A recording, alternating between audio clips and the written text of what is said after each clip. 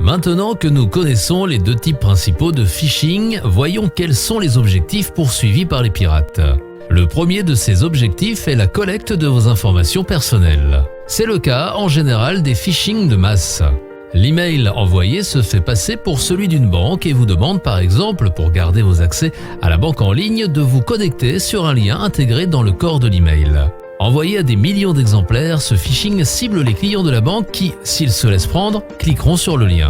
En cliquant dessus, ils se retrouvent sur une page aux couleurs de la banque et sur laquelle seront demandées les informations comme votre nom, votre numéro de compte, votre identifiant, votre code confidentiel, votre numéro de carte bancaire, votre code secret, etc. Vos données seront ensuite revendues et exploitées contre vous.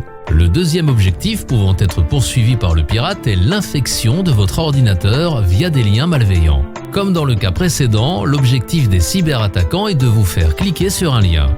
Dans ce cas, en revanche, si vous cliquez, vous serez dirigé vers un site web infecté qui tentera d'exploiter une vulnérabilité de votre poste pour l'infecter à son tour. Le troisième objectif possible est l'infection de votre ordinateur via une pièce jointe malveillante.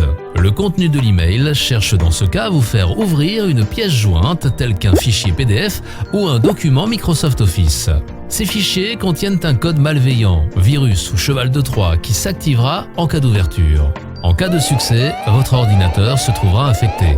L'infection de votre ordinateur, que ce soit au travers d'un lien ou d'une pièce jointe, permettra ensuite aux pirates de récupérer vos données, d'espionner ce que vous faites, de récupérer vos mots de passe, et aussi de procéder à de nouvelles attaques depuis votre ordinateur. Le quatrième objectif pouvant être poursuivi par les pirates est la réalisation d'une arnaque.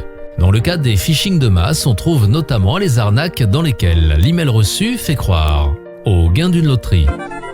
Il provient d'une fausse organisation caritative réclamant des dons après une catastrophe. Ou encore d'une personne cherchant à rapatrier des fonds importants dans votre pays en sollicitant votre aide moyennant rémunération.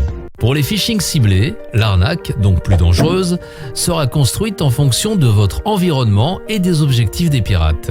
C'est le cas typique de l'arnaque au faux virement. Dans cet exemple, traité dans le module sur l'ingénierie sociale, le pirate aura construit son attaque en prenant de nombreux renseignements sur sa cible, en mettant en œuvre un scénario élaboré dans lequel il cherchera à vous duper pour obtenir de vous ce qu'il souhaite. Dans ce cas précis, le fait de faire un virement sur un compte lui appartenant. Maintenant que nous avons vu les types d'attaques mises en œuvre par la messagerie et compris les objectifs poursuivis par les cybercriminels, nous allons voir dans la troisième vidéo consacrée au sujet de la messagerie comment se protéger de ces attaques et quelles sont les bonnes pratiques à respecter. À bientôt.